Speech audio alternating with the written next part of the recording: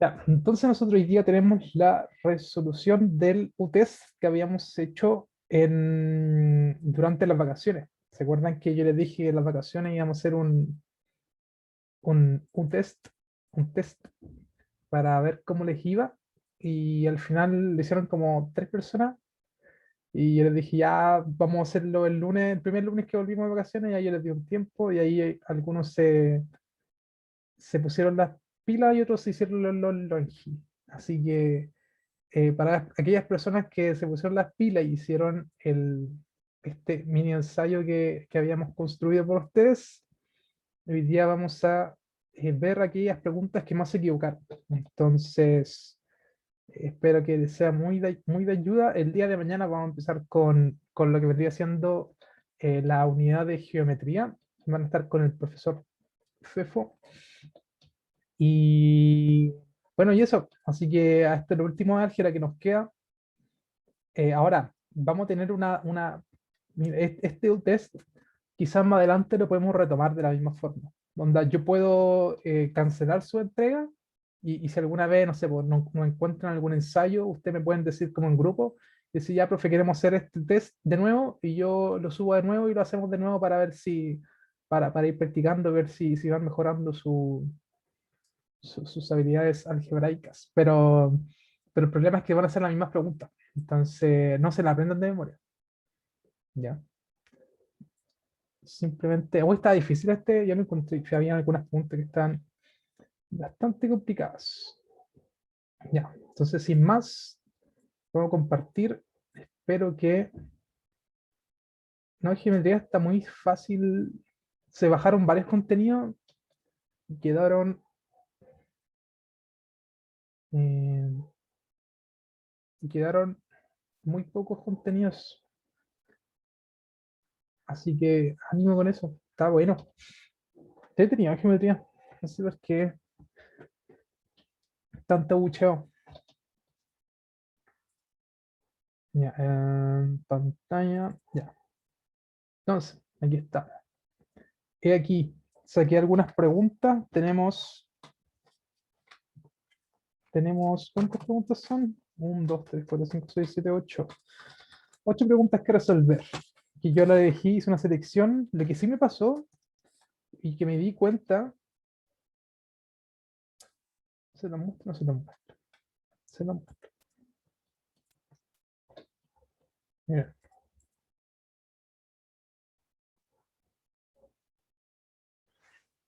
Mm, mira, estadísticas. Mira. Por ejemplo, primera alternativa, lo tuvieron muy buena, 21 contestadas.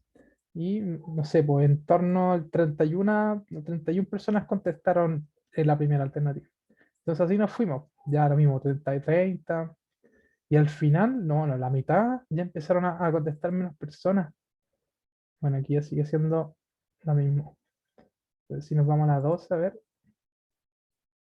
no, pero hubo un momento en el que empezaron a contestar muy pocas personas, como que se empezaron a bajar, como que dijeron, ah, ya fue ya, y se fueron quizás a hacer qué cosas. Pero miren, las últimas, miren, estamos como 4 5 4 5, aquí tenemos 20 personas que contestaron la 23.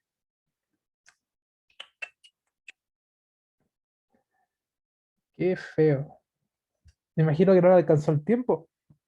Me imagino que no, espero que sea eso. Ya, si le faltó tiempo, tienen que trabajar eso el tiempo porque tenían más tiempo de lo que le correspondía por pregunta. Entonces recuerden que también es una prueba que te mide el tiempo. Así que eso. Ya. Vamos a ir con la pregunta 3. Ya vamos a ir lento y quiero que estén bien atentos y que vayan adelante de mí. Me gustaría que ustedes pensaran antes las cosas que yo les voy a decir. Así que eso es para que hagan el ejercicio de si están en lo correcto o no están en lo correcto. ¿Ok? Ya no hablé mucho por el chat que... Después la de respuesta del ensayo. Se las puedo subir de ahí. Em, la respuesta del ensayo. Ya, voy a pensarlo. Porque si queremos hacerlo de nuevo, quizás no sea bueno que les dé la respuesta. Ya, pero sí que intenten mejorar. Ya, para que en la segunda vez que retomemos este mismo ensayo, ustedes puedan contestarlo sin saber la respuesta, porque si no es fácil aprenderse la respuesta y mira, mami, saqué 700 puntos. Ya, así que vamos con la pregunta 3. Ya, la pregunta 3 dice, y esto está un poco relacionado con geometría, pero se ocupaba álgebra dentro de todo. Así que, perdón a personas que se les complicó mucho esta cosa. Ya, entonces tenemos, dice, el volumen. Ustedes saben que el volumen es el espacio que ocupa un cuerpo geométrico. Ya. El volumen es de una pirámide de base cuadrada, es decir, como estas pirámides egipcias. Así. Eh, así. Así. Un trapezoide y de ahí tiramos para arriba una línea. ¿Por qué no estudia esta cuestión? Ese tipo de pirámides. Sí, entonces dice, la pirámide de base cuadrada se calcula con la forma, y aquí nos dan la fórmula del volumen, ¿cierto? Que sería un tercio de P al cuadrado por H, ¿ya? Donde P es la medida del lado de la base, es decir, de este cuadrado que está en la base, P vendría siendo, digamos que, el lado, ¿ok? Ahí tenemos P. Y H vendría siendo la altura de la pirámide. Aquí tenemos H. Aquí se nota que la altura está el lado, ya, esas son las dos variables que están dentro de em, esta fórmula de volumen, ¿ya? Y bueno, fijarse que aquí dice p cuadrado, ya que estamos considerando el cuadrado, ya, y el tercio, bueno, el tercio no importa. De ahí, cuando pasemos a geometría les doy algunos tips de lo que por qué un tercio y cosas así. Ya, entonces tenemos el P, que es la base y tenemos el H, que es la altura. Dice, ¿cuál de las siguientes afirmaciones son verdaderas? Entonces, tenemos tres afirmaciones y tenemos que evaluar si son verdaderas o falsas, ¿cierto? Vamos con la primera. Dice, si cada lado de la base aumenta al doble, es decir, que esta base la extendemos así y la extendemos también hacia el lado. Así. Quedaría como esa base. ¿Ya? Y la altura de la pirámide disminuye a la mitad. Entonces, el volumen de esta nueva pirámide sería igual al volumen de la pirámide original. Bueno, y esto ustedes lo pueden hacer ustedes tienen que imaginárselo.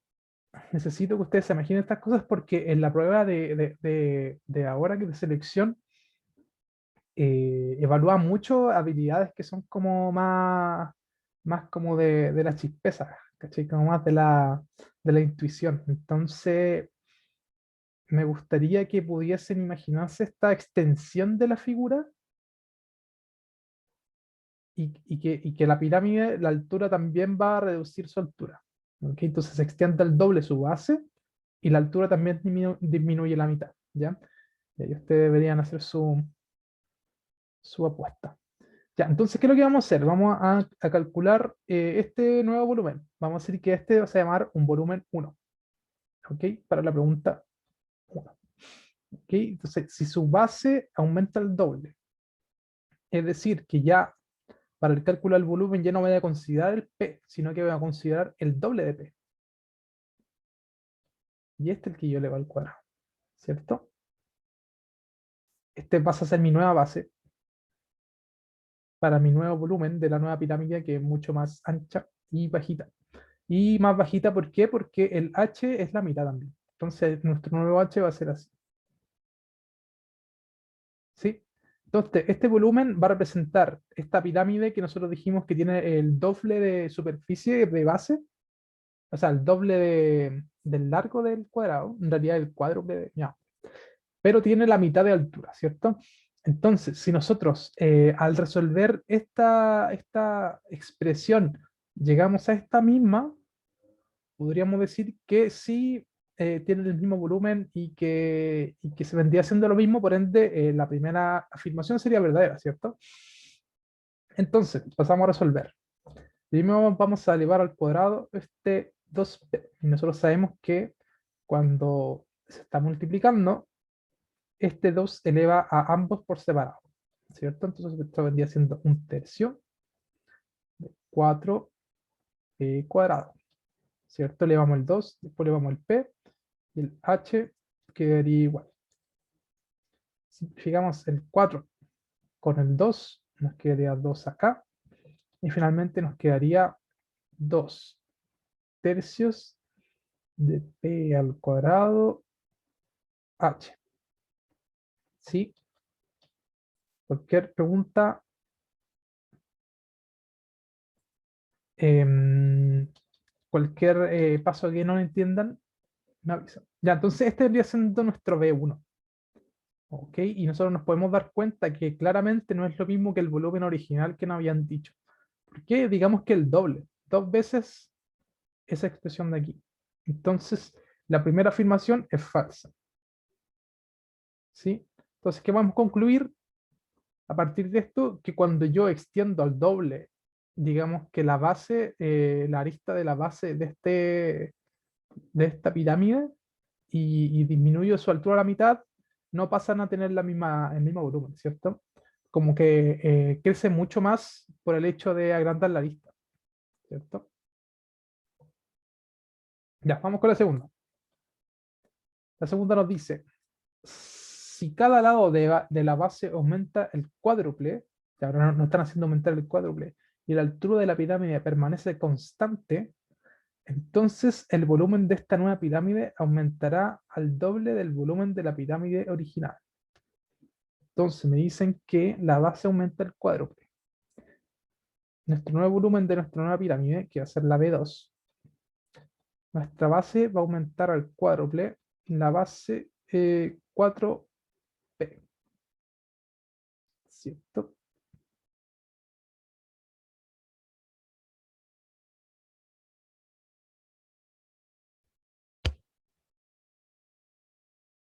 Esto sería el cuadrado. Y dice, mm, y la altura se permanece constante. Entonces hacemos el mismo ejercicio. Vamos a evaluar si es que esto representa el doble del volumen original, como dice la afirmación 2. Claramente, nosotros ponemos aquí un tercio. El 4 queda en 16 p cuadrado por h. Ujú. Y aquí no tenemos que simplificar nada. Y la verdad es que no es el doble. Termina siendo al final 16 veces.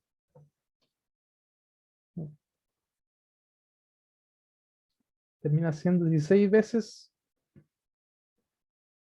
el volumen original. Por ende, esta alternativa también es falsa. ¿Ok? Y como ya sabemos que esta es falsa, y no tenemos ninguna otra opción, es la C. No, mentira. Ahora tenemos que ver la 3. Si cada lado de la base aumenta el doble. Ok, la base aumenta el doble. La base de P va a aumentar al 2P, ¿cierto? No variando el volumen de la pirámide, entonces la altura de la nueva pirámide habrá disminuido a la cuarta parte de la altura de la pirámide original. Ya, entonces lo que nos dice aquí es que mm, el volumen de la pirámide 3 va a ser aumentando el doble la base, Bueno, y aquí es cuando yo no sé cuánto vale h. Pero ¿qué es lo que me dice aquí? Me dice que no aumento el volumen. Me dice que tiene que ser el mismo volumen de la pirámide original. Entonces, ¿qué es lo que hacemos? Nosotros es eliminar este 3 y decir que el volumen original... No, no, no, ya hagámoslo así, hagámoslo así, hagámoslo así. Y ahora deberíamos poner el h.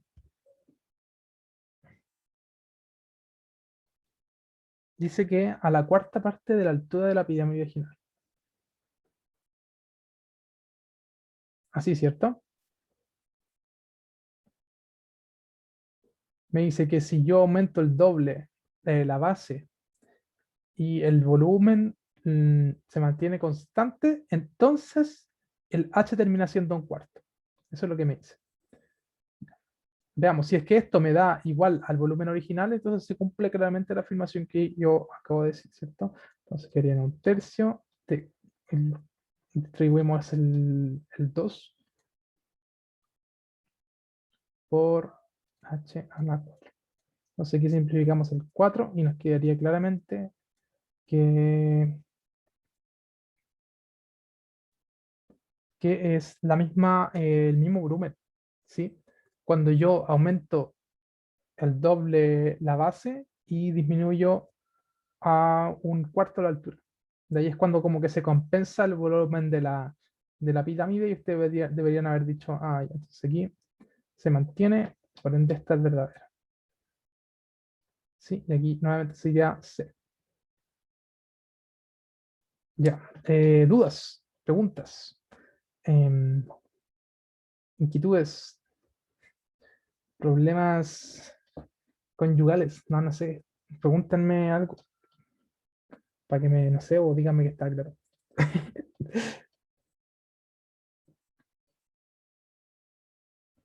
Siu, siu, siu, siu. ¿Estaba difícil?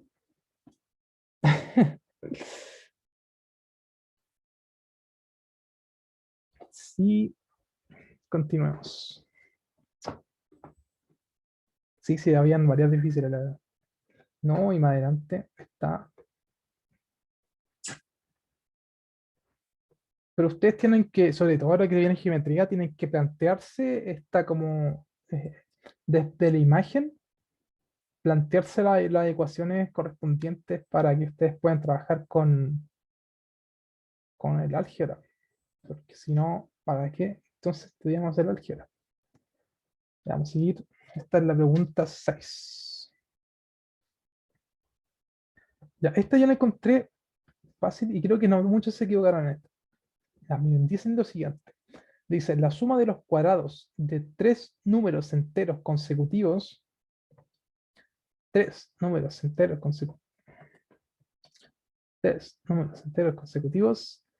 igual a 291. ¿Cuál de las siguientes expresiones representa el planteamiento algebraico de este problema? Ya, entonces dice, aquí es cuando nosotros tenemos que leer bien y diferenciar una cosa de la otra. Dice la suma de los cuadrados de tres números enteros consecutivos. Ya, los números enteros consecutivos en álgebra siempre se van a entender como, bueno, vamos a expresarlo de forma algebraica, es la única forma que nosotros tenemos de, bueno, que sean consecutivos quiere decir que uno es sucesor del otro, ¿cierto? Entonces, nosotros lo podemos encontrar como, por ejemplo, esta sucesión de números n más 1 y n más 2, ¿cierto? Esto ya serían tres números consecutivos, ¿cierto? O también podemos hacerlo como en el n menos 1, n y n más 1. ¿Sí? Y ahí hay un millón de formas de expresarlo, pero esta siempre, generalmente son las más principales formas de encontrarlo. Ujú. Sucesor, sucesor, ¿ya? Ya, entonces dice, la suma de los cuadrados. la suma de los cuadrados de tres números enteros consecutivos. Ya, entonces, la suma de los cuadrados. Usted me va a decir a qué se refiere. Se refiere a que yo estos tres números que son consecutivos los tengo que sumar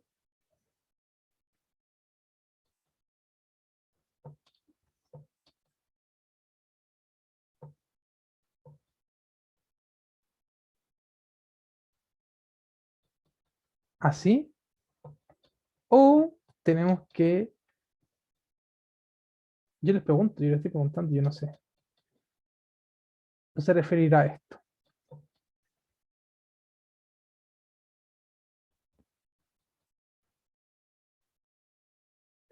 Tenemos aquí el cuadrado de la suma de estos números consecutivos,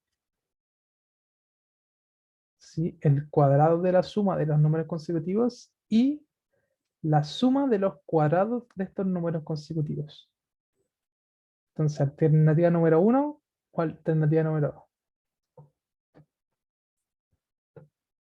2. B. Pero si dije 1, 2, ¿cómo decir B?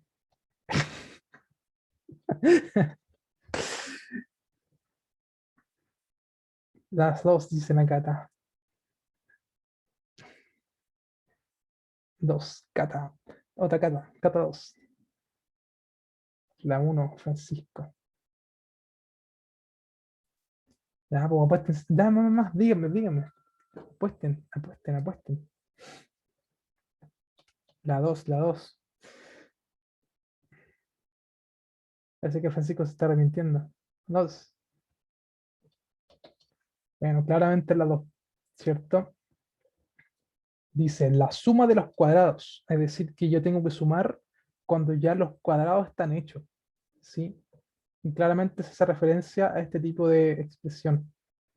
¿Sí? Donde yo estoy sumando cuadrados, es decir, números que ya están elevados. La suma de los cuadrados. Esto se expresa en la forma de 1, se expresa el cuadrado de la suma de los números consecutivos. ¿Sí? Es distinto. Se usan las mismas palabras, pero en un distinto orden. Así que ojo ahí con entender todo este tipo de... Porque si usted, esto no es difícil y generalmente este tipo de ejercicios están regalados. Así que ahí tienen puntitos extra. Ya, pues entonces nosotros decíamos que estos números consecutivos son igual a 900. Está, otra vez. 291, ¿y cuál de la siguiente expresión representa el planteamiento algebraico de este problema?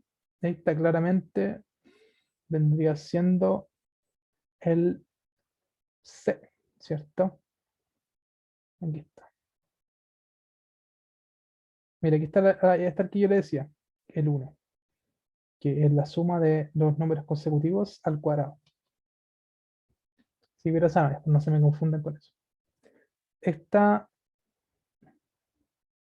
mira, aquí puso, en este, sumó 1 al cuadrado del anterior. Y eso no es el sucesor, no es el sucesor de x. Este viene siendo el sucesor de x al cuadrado.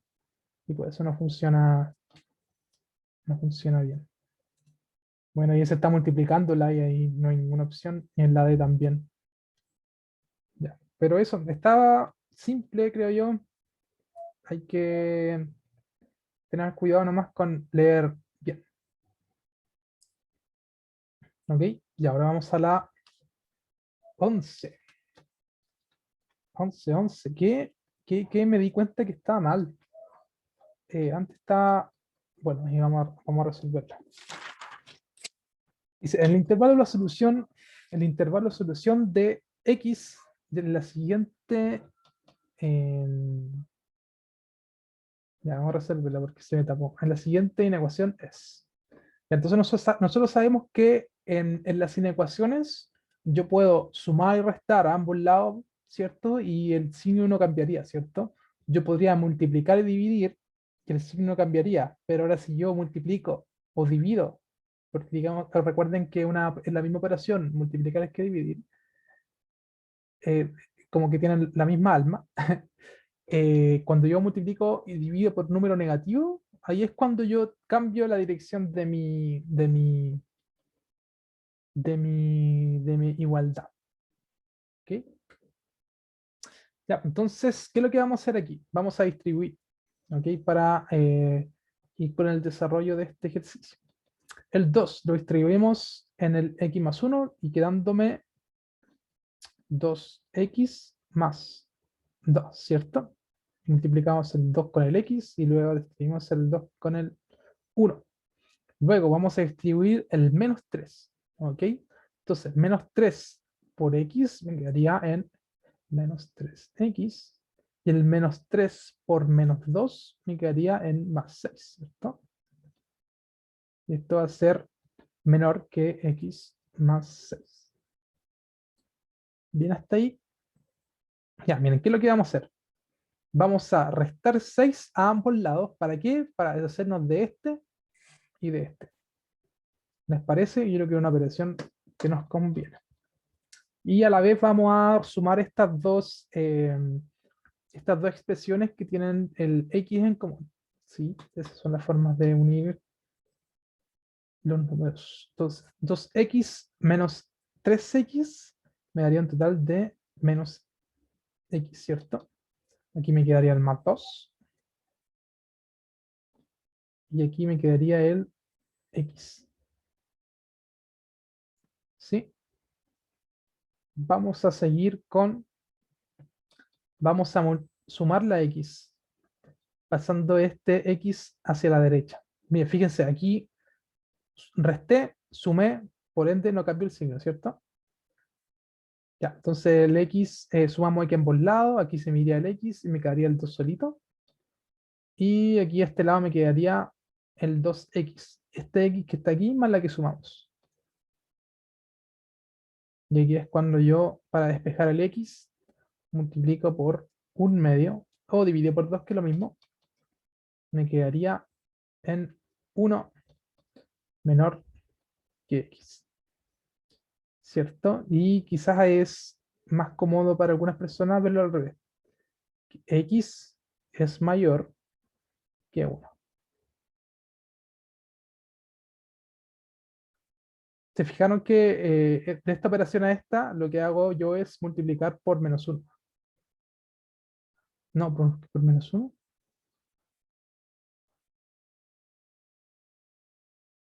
Ah, no, olvidé lo que dije, olvidé. Ya, entonces esto nos debería quedar claro. X son todos aquellos valores que son mayores a 1.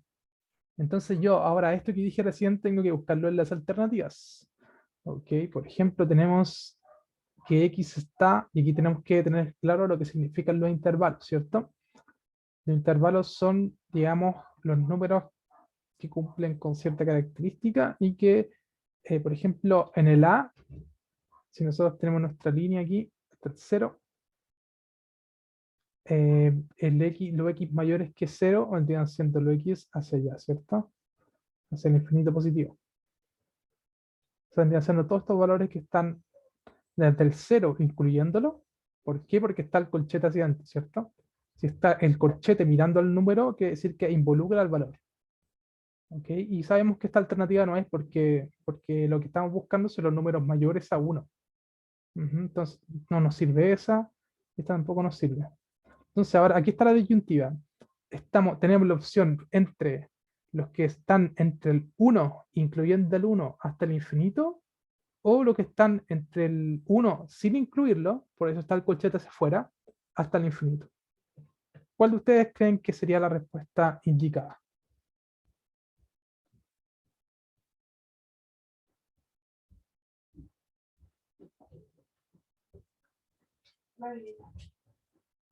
La D. Muy bien, muy bien. Sería la D porque el 1 no me serviría, por ejemplo, para cumplir esta desigualdad. No cumple, no pasa que X puede ser mayor que 1, que X al tomar el valor de 1 sea mayor que 1, ¿cierto? Eso no pasa. Eh, por ende, nosotros no tenemos que incluir al 1 dentro de nuestro intervalo de solución, ¿cierto? Y bueno, y estaría expresado por la D. ¿cierto? Desde el 1 hacia arriba sin incluir al 1. El número que viene después del 1 no serviría. ¿Ya? Eso está ahí. ¿Alguna duda? Ahora, si esto hubiese sido igual, ahí sí me hubiese servido el X y eso está bueno. Pero no tenemos el igual, que es mayor o igual. ¿Cierto? Bueno, aquí. ¿Dudas? Hasta ahora va simple. Hasta ahora va simple. Hasta ahora va simple. Mira, llegó más gente.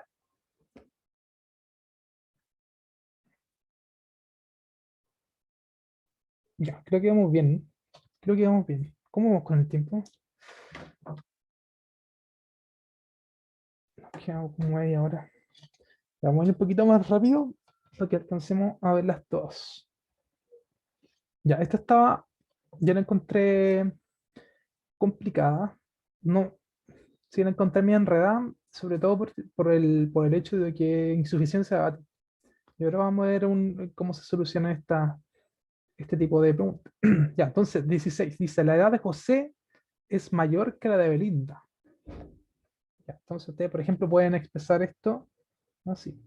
La edad de José es mayor a la de Belinda, pero menor que el doble de Belinda. Es decir, que la edad de José es menor a 2 veces la edad de Belinda, ¿cierto? ¿Se puede saber su edad? Sí. Entonces aquí nos dan dos condiciones. Y aquí es donde, antes de seguir, yo me gustaría como aclararlo y ponerlo como en una línea. Entonces, supongamos que aquí está el cero. Y aquí está la edad de Belinda. Y aquí está la de Juan, ¿cierto? Entonces, nosotros sabemos que la de Juan es mayor, está más cercano al infinito, que positivo, que la de Belinda, ¿cierto? Pero sabemos que no es mayor a 2 veces la de Belinda.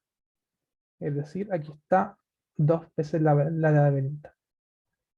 ¿Ok? Es decir, que la edad de Juan se encuentra entre la edad de Belinda y el doble de la edad de Belinda. ¿Ok? Eso es algo que tenemos que tener claro para visualizar de mejor forma el ejercicio. Entonces, ¿qué es lo que vamos a hacer? Vamos a asumir que la primera es verdadera. Vamos a ver si esta nos sirve por sí sola. Después vamos a olvidar eso. Vamos a tomar la segunda y vamos a ver si esta nos sirve por sí sola. Y así podemos ir descartando una a una la alternativa. ¿Ok? De ahí vamos a seguir con ver si depende de lo que, si nos da positivo o nos da negativo, vamos viendo lo que nos da. Entonces, si sabemos que, que Belinda tiene 15 años, es decir, aquí hay un 15. ¿Y qué es lo que quiero saber? La edad de José, más allá que. Creo que necesito saber la edad de José o no, aunque no es tan explícito. La edad de José es mayor que la de Belinda, pero no menor que. Sí, creo que me pregunta por la edad de José. Ahora, yo con este dato de que Belinda tiene 15 años, ¿puedo saber la edad de José? Y la verdad es que no. ¿Por qué? Porque, bueno, aquí puedo concluir que como Belinda tiene 15 años, el doble de la edad de Belinda vendría siendo 30, ¿cierto? Pero de esto solamente podemos concluir que la edad de Juan está entre 15 y 30. De ahí no tenemos ningún dato adicional que nos diga más información al respecto de la edad de Juan, ¿cierto? Entonces, esta por sí sola no nos sirve. Bueno, y si esta no nos sirve, una por sí sola tampoco, cada uno por separado tampoco nos sirve. Vamos a asumir la segunda. La edad de José es múltiplo de 7. Ya dice que la edad de José es múltiplo de 7. A priori puede ser 7, 14, 21, pero no podemos decir nada 28. Y la verdad es que como si no tenemos ningún valor de la edad de Linda, la verdad es que no nos sirve de mucho. No, creo que no podemos hacer nada con ese dato, así que tenemos que descartar que la 2 nos sirva por sí sola. Ya, entonces ahora vamos a ver si ambas juntas nos va a servir para resolver y conocer la edad de Juan, ¿cierto? De Juan José. De José. Entonces, Belinda tiene 15 años. Ok. Y como el doble de la Belinda es 30, sabemos que la de Juan está entre 15 y 30. Y dice la edad de Juan de José. Y la edad de José es múltiplo de 7. Es decir, no puede ser 7, no puede ser 14, puede ser 21, que vendría siendo otro múltiplo de 7, puede ser 28, y de ahí no puede ser el siguiente, que vendría siendo 35. Claro, 35, que no puede ser 35. Entonces, de estas dos informaciones podemos saber que como la edad de Juan está entre 15 y 30 y a la vez es un múltiplo de 7, puede tener 21 años o puede tener 28. Pero como no nos da ningún valor en concreto, no podemos saber la edad de Juan con la información que José. La edad de José.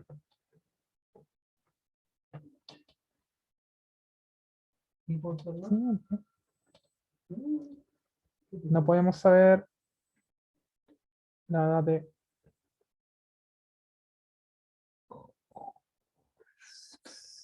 José. Por ende, no nos sirve esta alternativa y se requiere información adicional para solucionar el problema.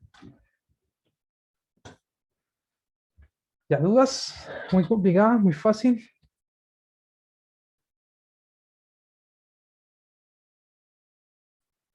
Ya, pues cabrón, dígame que están ahí. Difícil,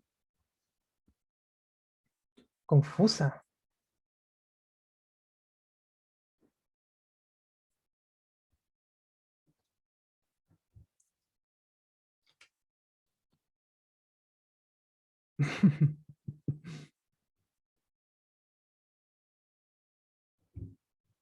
Bueno, sí, chiquillo, la verdad es que uno desarrolla esta como capacidad de cómo resolver ejercicio, como múltiples tipos de ejercicios, enfrentando ese ejercicio.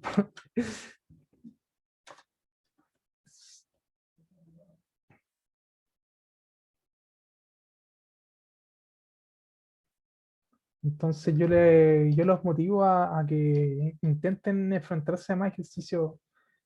Poco a poco van a ir adquiriendo las habilidades como suficientes para como abarcarlo y cosas así, pero es necesario que no solamente vean como otras personas resuelvan ejercicios. Por eso es que nosotros como que intentamos hacer que hagan ensayos, que resuelvan, que ponerles ya a disposición de ustedes.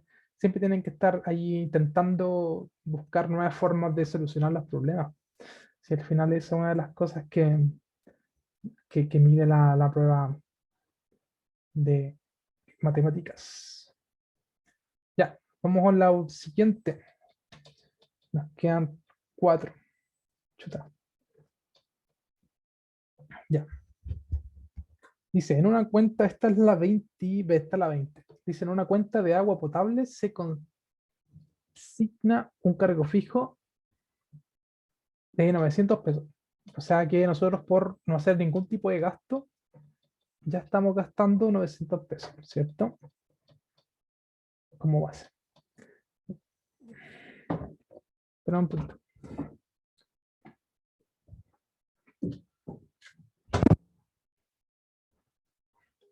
Ya, sabiendo que el modelo de cálculo de las tarifas tiene un lineal y que por un consumo de 15 metros cúbicos se facturó el mes pasado 6.000 pesos. Dice, ¿cuál es la función que permite calcular el costo G de X en metro cúbico de agua? Bueno, entonces esta es una función que nos entrega cuánto me va a costar de dinero un cierto gasto de agua. Entonces, ¿qué tengo como información? Tengo como información que de base, ustedes si no hacen ningún tipo de consumo, ya tienen que pagar 900 pesos. Y otra información es que si yo el mes pasado hice un gasto de 15 metros cúbicos, tengo que pagar 6.000 pesos. Ok, ya, y entonces aquí me dan distintas funciones y una de estas funciones debería ser la que a mí me serviría para explicar este modelo lineal, ¿cierto?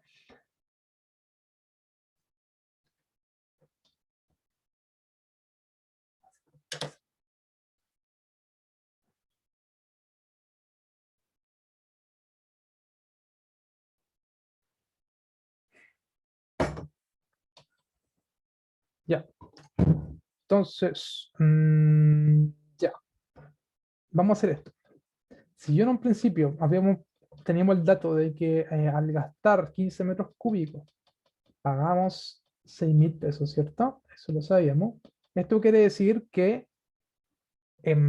900 pesos los pagué en torno a la tarifa base y el resto que vendría siendo 5.000,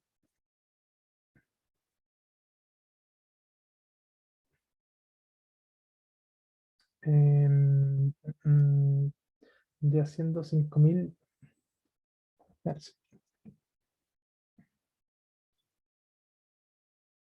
claro, vendría siendo los 5.100 pesos.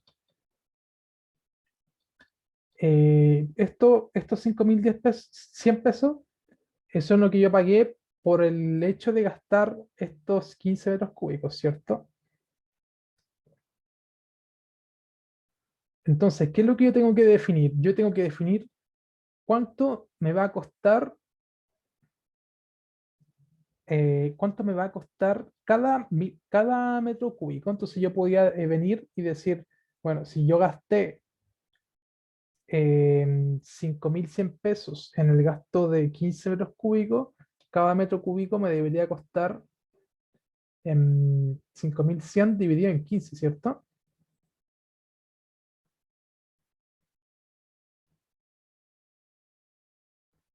¿Cierto? Esto es por el gasto de 15, por ende cada uno de bueno, este es el cálculo que yo debería hacer para conocer cuánto me costaría cada metro cúbico, ¿cierto?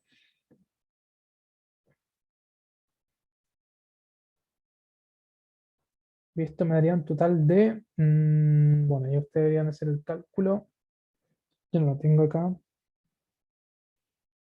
Mm, mm, mm. Vamos a ver si sale a cuenta.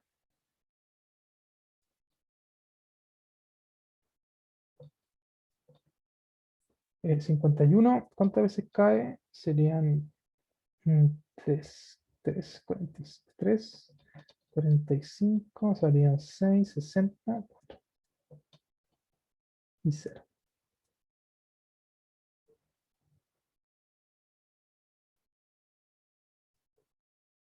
Sí, ahí sí.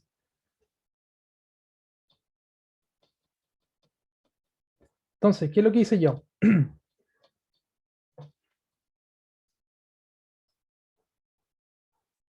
es lo que hice yo? Dije ya, esos 6.000 pesos, tenemos la tarifa base más lo que correspondería al gasto por los 15 metros cúbicos, ¿cierto? Entonces, como yo gasté estos 5.000 pesos, 5.100 pesos por los 15 metros cúbicos, lo divido por los 15 metros cúbicos para saber cuánto me costó cada metro cúbico, ¿cierto? ¿Cierto? Que cada metro cúbico me costó entonces, a partir de esto, me costaría 340 pesos. ¿Ok? Y como este cálculo nos sirve solamente para el cálculo de... Ya, entonces esto es por metro cúbico. Ya, entonces yo le había dicho que, o sea, vimos nosotros en la clase que las ecuaciones lineales siempre se, se, se componían de esta forma. Y va a ser igual a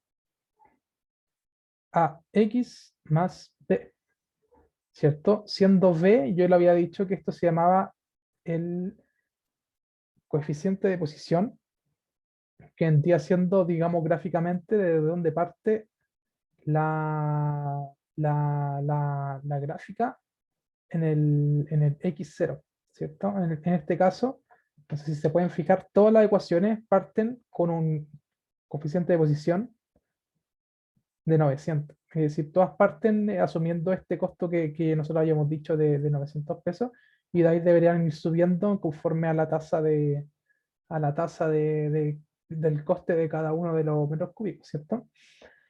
Ya, entonces, esto al menos sabemos que todos tienen lo mismo,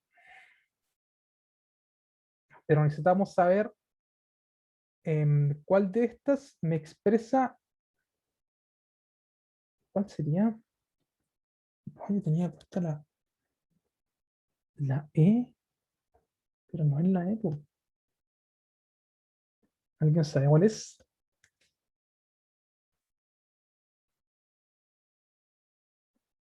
La D. Claro, si nosotros, por ejemplo, bueno, aquí nosotros calculamos que por cada metro cúbico yo gasto 340 pesos. Si, por ejemplo, ustedes desarrollan esto de aquí, les debería dar los 340 pesos. Sí, fíjense, a los 6.000 le restamos 900, como lo hicimos nosotros, a los 6.000 le restamos 900, quedándome en 510, y este 510 lo dividimos en 15, y de esta forma nosotros tenemos el precio de cada metro cúbico. Bueno, a ver, ¿alguien tuvo problemas para entenderlo? Yo me imagino que harta gente tuvo problemas para entenderlo, pero me gustaría saber cómo en qué parte, o si es que no lograron cómo entenderlo del todo, como en general.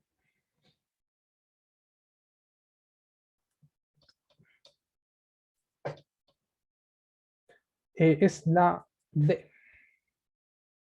Es la D.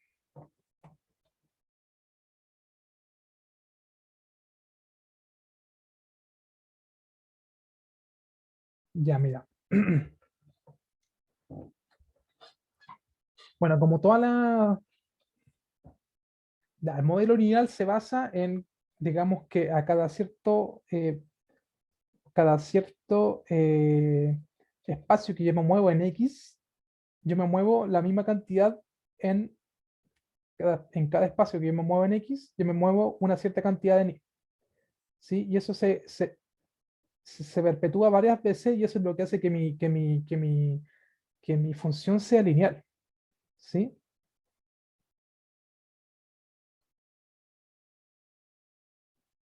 Entonces, bueno, esto es un supuesto importante, que la función es una función lineal. Tenemos primero el coeficiente de posición, que eso es importante reconocerlo al tiro, que parte en 900. ¿Por qué parte en 900?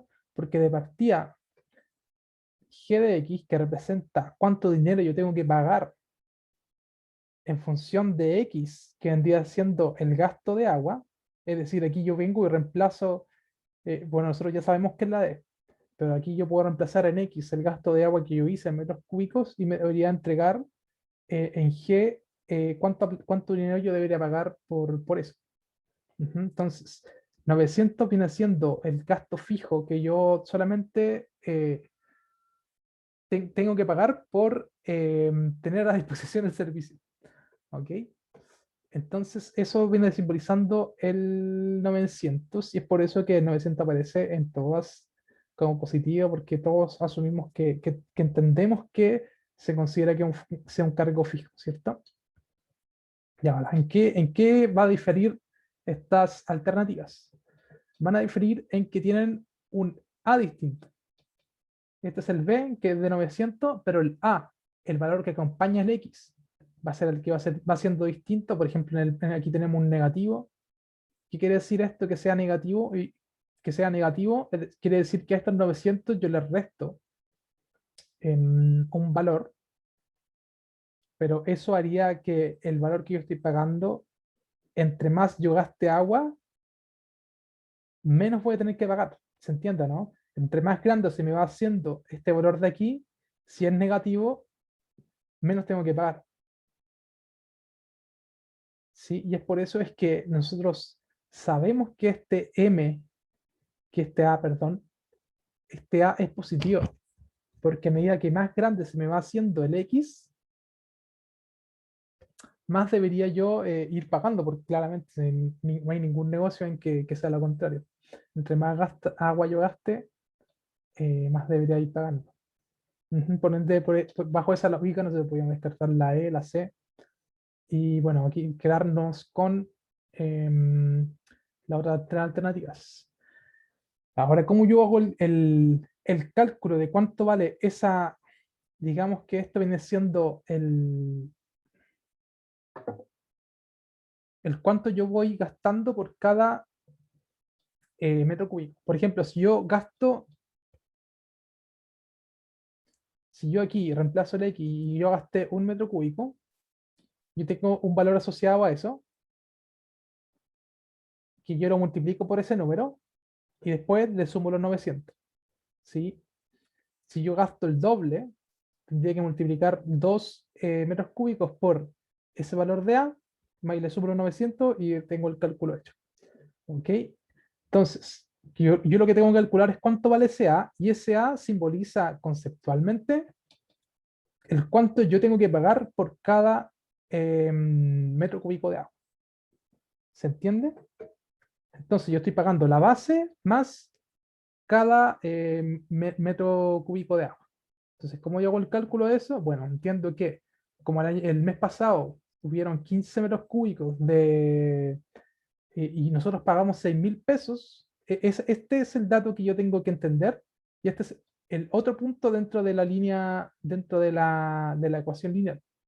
¿Sí? Yo tengo este, que vendría siendo el 0,900, y el otro que vendría siendo el 15,600, 6.000, perdón. ¿Sí? Ahí sí que ustedes quieren hacerlo con que ecuación de la recta, que es lo mismo. Basta. Ya. Entonces, ya, yo entiendo que si yo el mes pasado gasté 15 metros cúbicos y gasté 6.000 pesos, ¿ok? De esos 6.000 pesos, 900 eran de la cargo fijo, y el resto, los 5.100 pesos, eran solo por el agua. Esto es por el agua. El resto es por el cargo fijo. Entonces yo digo, ya, entonces yo pagué los 900 por el cargo fijo, y el agua la pagué en 5.100 pesos. Ahora, como yo gasté 15 metros cúbicos, yo hago esta división de lo que pagué en agua por cuánto gasté en agua, debería resultarme cuánto yo pago por cada unidad de agua. Y eso es que nosotros hicimos calculando, dividiendo los 5.100 que pagado por agua, dividido en cada metro cúbico, me debería dar el precio por cada metro cúbico, que serían los 340 pesos. ¿Ok? Entonces, para la construcción de la función, lo que yo hago es los 900 fijos más los 340 pesos por el X, que vendría siendo cuánto en metros cúbicos yo voy a gastar. Si yo gasté uno, tendría que multiplicar, o sea, multiplicar por uno el 340 más los 900, y ahí ir calculando por cada uno de los. Esto es lo que hace que sea una función. Ujú. Bueno, y esos 340 están representados aquí de otra forma nomás. No tendrían que resolverlo. ¿Ya? Ahí quizás queda más fácil, más entendible.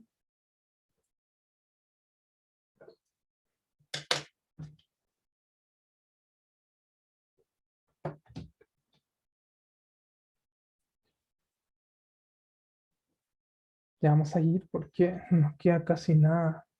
Creo que hasta aquí me llevo. Dura esto. Está muy complicado. Vamos a hacer esta y nos vamos a ir para la casita. Sistema de ecuaciones.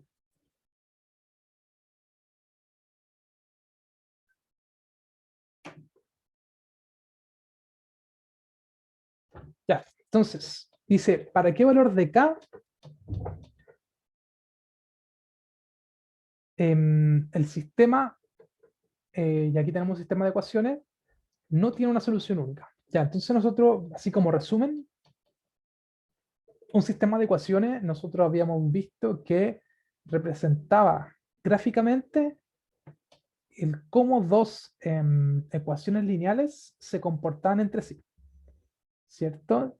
Por ejemplo, bueno, y estas son las dos ecuaciones que yo les comentaba. Tenemos la primera ecuación y la segunda ecuación. Bueno, cuando yo trabajo un sistema de ecuaciones, lo que yo puedo hacer es encontrar los puntos en común entre estas dos rectas. ¿Ok? Entonces, si yo, por ejemplo, tengo que la primera ecuación es así y la segunda es así, yo al trabajar con el sistema de ecuaciones, yo puedo encontrar las intersecciones entre estas dos rectas. El punto de intersección específico. ¿Ok? Sin siquiera yo dibujar las rectas. ¿Ok? Y ahí es cuando yo hago, no sé, reemplazo los valores, todo lo que se vio en esa clase de sistema de ecuaciones tiene que ver con el trabajo de dos ecuaciones de la recta. Ya, ahora bien, nosotros habíamos visto que dos rectas pueden tener o una solución, infinitas soluciones, oh, qué feo, infinitas soluciones, o no puede tener ninguna. Ya, la primera pasa cuando las dos rectas se cruzan, ¿cierto? ¿Cierto? Entonces, en ese caso, tenemos un punto en común y para que esto pase, simplemente tenemos que tener que la pendiente, es decir, la inclinación entre estas dos rectas, tiene que ser distinta. El único objetivo, la única condición que tiene que pasar, cuando ustedes tienen dos rectas que tienen distinta pendiente, eventualmente se van a cruzar en algún momento de la, de su existencia infinita. Ustedes saben que las rectas son infinitas, se van a cruzar. Ahora, ¿cuándo van a ser infinitas soluciones?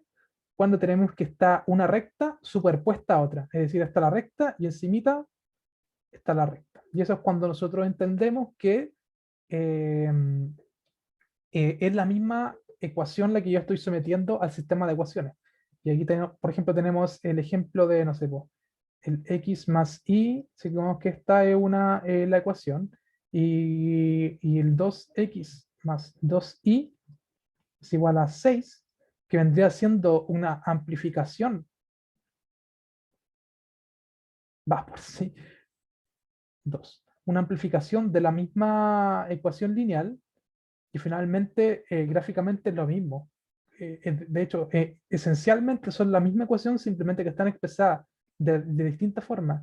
Cuando yo pasa esto, yo tengo que yo evalúo bajo el sistema de ecuaciones la misma ecuación, pasa que yo encuentro que tiene infinitos puntos en común. ¿Ok? Bueno, y por ende, como son la misma ecuación, puedo asumir que tienen la misma pendiente, ¿cierto? Ya, eso es importante. Aquí tienen igual pendiente. M1 va a ser igual a M2. Y en el caso que son cero, es la única posibilidad de que estas dos rectas no se crucen, es que estas dos rectas sean paralelas, ¿cierto? Y cuando estas dos rectas son paralelas, cuando tienen la distinta pendiente. O sea, tienen la misma pendiente. Cuando tienen la misma pendiente, pero no son las mismas, quiere decir que una está más arriba que la otra, pero que nunca se van a interceptar. Por ende, con el sistema de ecuaciones nunca vamos a encontrar ningún punto en común porque van a ser paralelas infinitamente. Ya, eso es como resumen, ¿cierto? Ya, entonces,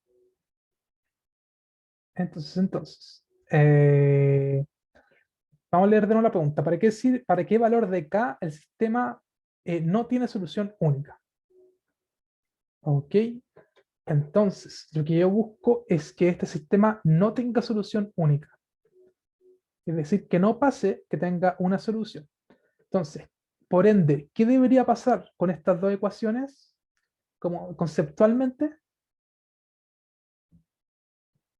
qué tienen que tener en común o diferente estas dos ecuaciones? Para que no se cumpla que tiene una solución única. Vamos, vamos. Ánimo, ánimo. Yo sé que ustedes lo saben. Díganlo nomás. Tienen que tener la misma,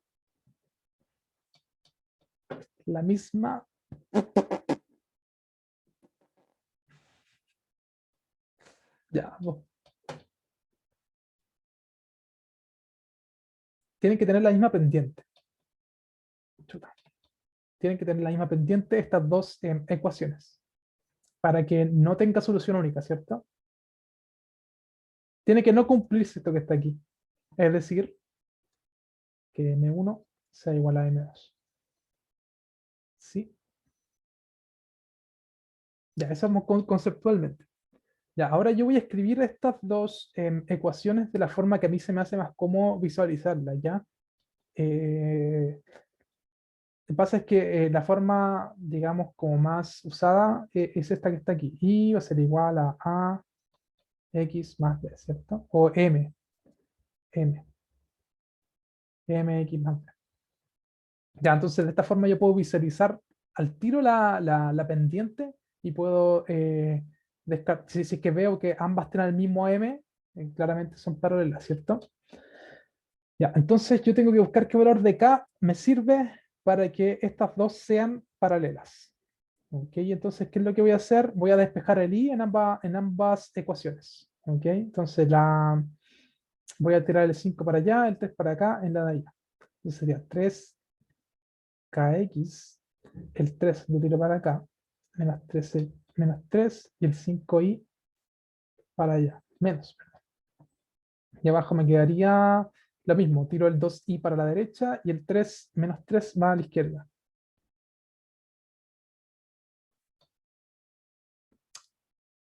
Más 3.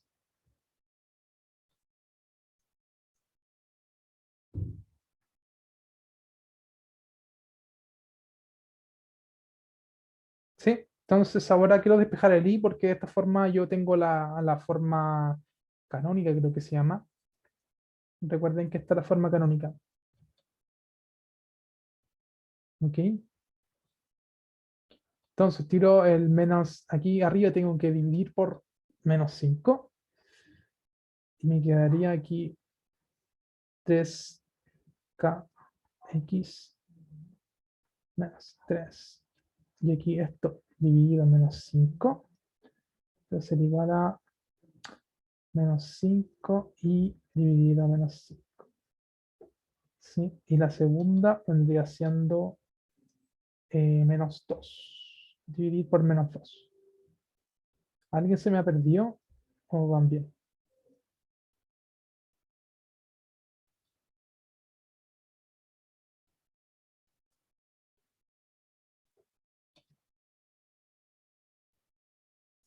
Ya, entonces de esta forma yo puedo llegar y cancelar el menos 5, el menos 5, el menos 2, el menos 2. Y este debería yo distribuirlo en, ¿sí, cierto? Y vamos a escribirlo acá abajo. Y quiero escribirlo de tal forma que me quede así. 3KX dividido en 5. Y esto es negativo.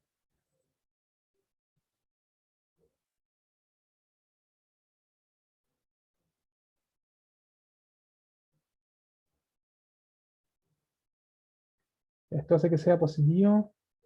Bueno, ahí me preguntan si es que me entendieron. Este lo hice así y después lo hice así, individual. Ya, como aquí era negativo, negativo, lo dejé positivo. Este es igual ahí y tenemos la primera. Y la segunda estaría dada por eh, 6x dividido en 2 sería 3 y como es negativo, menos 3x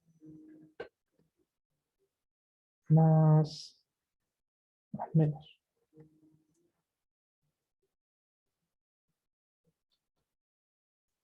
Ya, aquí está, lo hice rápido para que terminemos luego la clase. Ya, entonces, ¿qué nos fijamos? De la forma, cuando yo la escribí de forma canónica, me doy cuenta que la segunda ecuación tiene una m de menos 3. ¿Ok? Que su pendiente va a ser de menos 3. Es decir, gráficamente, ustedes no tienen que saber esto, pero va a ser así, como más o menos así. ¿cachai? Ahora no sé a qué altura, o sea, como a qué altura, pero lo importante es que sea negativa. Y ustedes saben que la segunda tiene ese valor de -3. ¿Ok? Entonces, ¿qué es lo que se tiene que cumplir con la pendiente de la ecuación de arriba para que esto no tenga una solución única? ¿Qué valor debe tomar X? O sea, perdón, K, para que la solución no sea única. Bueno, debe pasar que la pendiente de la primera ecuación sea igual a la de la segunda ecuación, ¿cierto? De esa forma, o van a ser paralelas y nunca se van a pillar, por ende, no tenemos una solución única, o van a ser la misma y, y van a ser, siempre van a estar juntas, pero aquí tenemos distintos coeficientes de posición, así que van a ser separados. Bueno, pero eso no. Ya, lo importante es que nosotros tenemos que lograr con el K, darle un valor al K para que la pendiente de aquí sea igual a la de acá. Entonces, ¿qué valor puede tomar K para que esto pase? Y ustedes me tienen que decir el valor de K que tiene que tomar K. Por favor. ¿Qué valor tiene que tomar K para que si K aquí toma el valor de 5, fíjense, si toma el valor de 5, se me cancela este 5. Con este 5 me quedaría -3 y el -3. ¿Se dan cuenta que si K toma el valor de -5, pasa que ambas ecuaciones tienen la misma pendiente, por ende no se van a pillar nunca? Es decir, que no tiene solución única. Y simplemente deberíamos tener el valor de K adecuado que nos sirviera para encontrar esa condición que nosotros habíamos en- que necesitábamos encontrar. ¿Se entendió?